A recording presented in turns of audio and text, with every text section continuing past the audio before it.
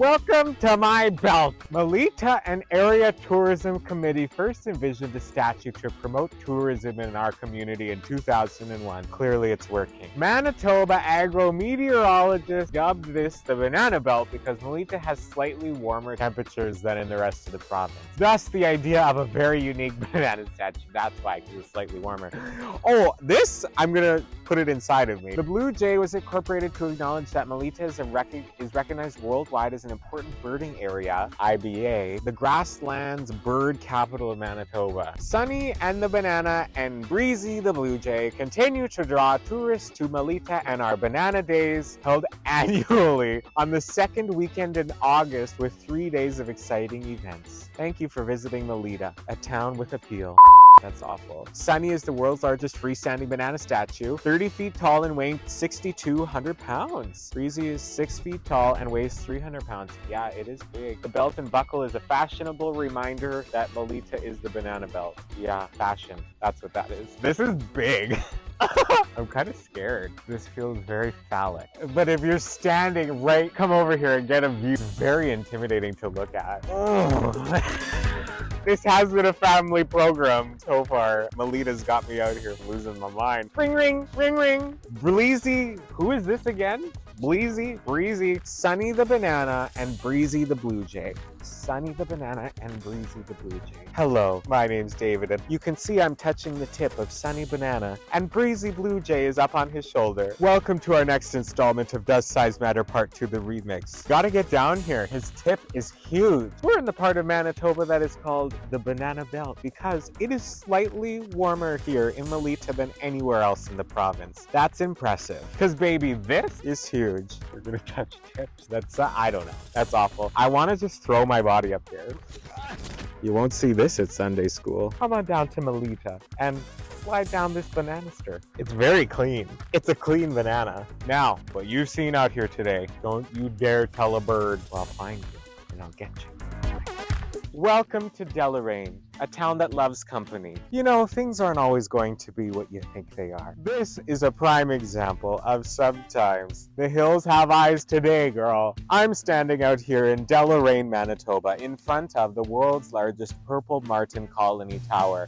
As to what that is, I will take any excuse to stand in front of something wearing purple. If you thought the rubbernecking was bad when we make these videos, you should see what it looks like when we're standing in front of something that looks as basic as this. Even the children and a dog was just staring. Yeah, that's a tower.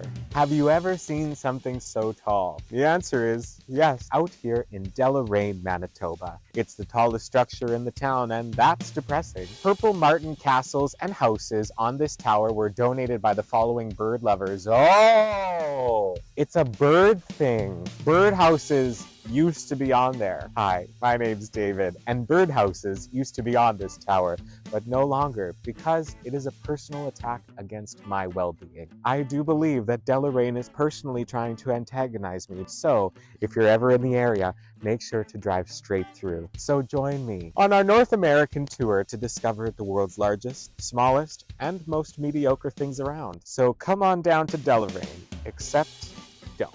Roadside attractions. Honey. Science tells us that we eat 7 turtles in our sleep every year and don't know it. Hello, this? The turtle. And welcome to my dear friends, family, and folks at home. My name's David, and I'm out here standing in front of Tommy the Turtle.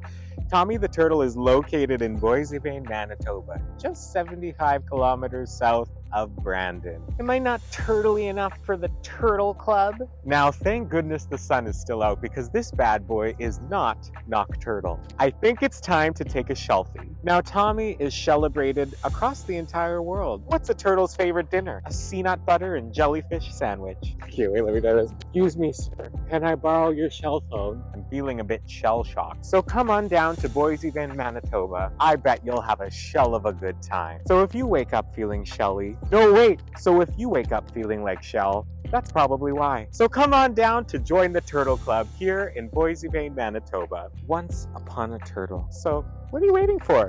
Come on, Shell friends. Push button on building. Push button. Where's the button? Here, Tommy talk. Push button on building. Are you ready?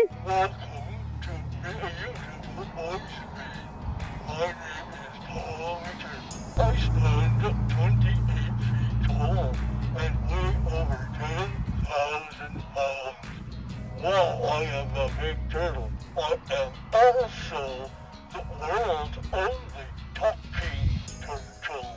Tommy always likes visitors. See ya. Bye.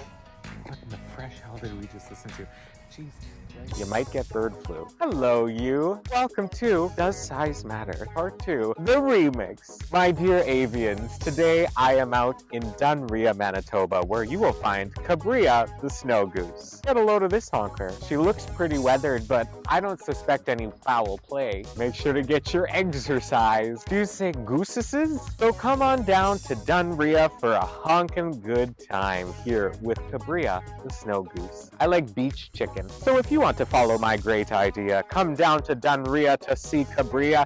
Make sure you bring lots of birdseed. Oh, gooses eat. You say goose or geeses? I think it's time to go camel surfing. Sara the camel was a vision first conceived by local businessmen. Local businessmen in my town do something different. She stands 17 feet tall and weighs over 2,400 pounds. Hello and welcome to Does Size Matter? Part 2, the remix bestie. My name is David and I'm standing in front of Sara the camel all the way out here in Glenboro, Manitoba. Sara represents the something that I said over there. It's time for a new Sara. Do camels like their tea with one hump or two? Because out here, it's impossible to camouflage. If camels are the ships of the prairies, then this baby is the Titanic. This camel will never desert you. Come on out to Glenboro and have a look at her humps. Some things are best to be camouflaged. This is the pump. Can you see my oil can? Welcome to Rocanville, where behind me you can see the world's largest oil can.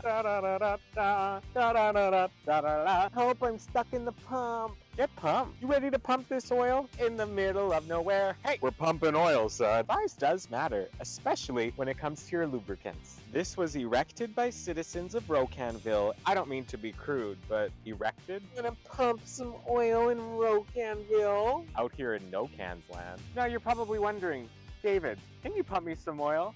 And you bet I can. One last kick at the can. So come on down to Rocanville, where oil always be here for you. Join me on our North American tour, Does Size Matter? Part 2, the remix. I've never played hockey, and I don't think I ever fucking will. I remember when I was a kid, I was forced into hockey gear and put on the ice, and there was this girl that came, and honestly, I don't even remember. She might not even have touched me, but I remember like falling dramatically and like adamantly exclaiming that I had broke my back, and I was like 6 or 7, and everybody's like, David, you didn't break your back, you're walking. And I'm like, no, my back's broken. And you know what? If you can believe it, I never played hockey again. That's probably why I'm a fan. Didn't get me in sports early enough, right? Oh, the good old hockey game is the worst game you can name. Hello out there, we're on the air. It's hockey night tonight. Tension grows and the whistle blows and the puck goes down the ice. They storm the crease like bumblebees and the fans all go insane. Someone roared, Ricky scored. It's the good old hockey game. Oh, the good old hockey game. Yeah, I feel like this lends itself to the box step. It's the best game you can name. And the best game you can name. It's the good old hockey game. I've hated that song for years, and now I'm out here singing it. Second period. Oh, the good old hockey game. It's the best game you can name. That song is like triggering. They storm the crease like bumblebees. I remember was saying that all night last night. Like bumblebees. Like bumblebees. They storm the crease like bumblebees. And the fans all go insane. Someone roared. David scored. It's the good old hockey game. Let's talk about hockey boys, shall we? So out here in Winkler, Manitoba, they boast the fact that they have the world's largest hockey stick. I'm sure there's good ones. But wouldn't you believe that later on our tour in Minnesota, they also boast the fact that they own the world's largest hockey stick? Somebody's lying. Quite frankly, my dear, I don't give a puck. Somebody lied to her several times. This ain't no hockey horror picture show. It's interesting because the sport of hockey represented every bully I've ever had in my life. So come on down to Winkler, Manitoba, where you can pucker up and I'll stick it to you. Baby!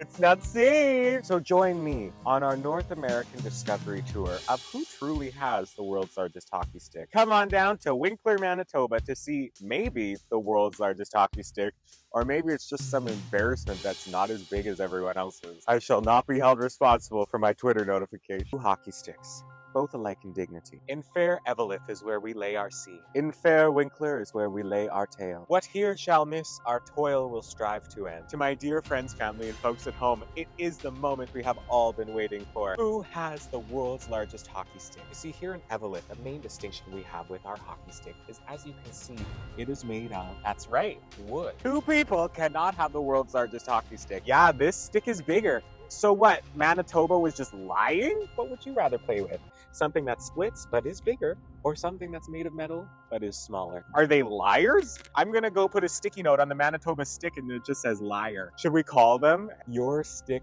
shrivels in comparison to this one. So don't worry, I'm out here on the ground. Are you a size queen? Let me know in the comments. I didn't know Van Gogh was a giant. Out here in Altona, you can find the world's largest easel on a painting. Oh no. Are you looking for a shoulder to crayon? My dear friends, family, and folks at home, welcome to Altona, where you can find the world's largest painting on an easel. It's very easel to see. This has the beautiful painting of Vincent van Gogh's sunflowers. And honestly, seems a bit sketchy. What does a painter do when they're cold? Put on another coat. There's no alternative for beauty like this out here in Altona. You know, I was gonna paint a self-portrait, but I only have one tube of Areola pink. Let it go, let it go.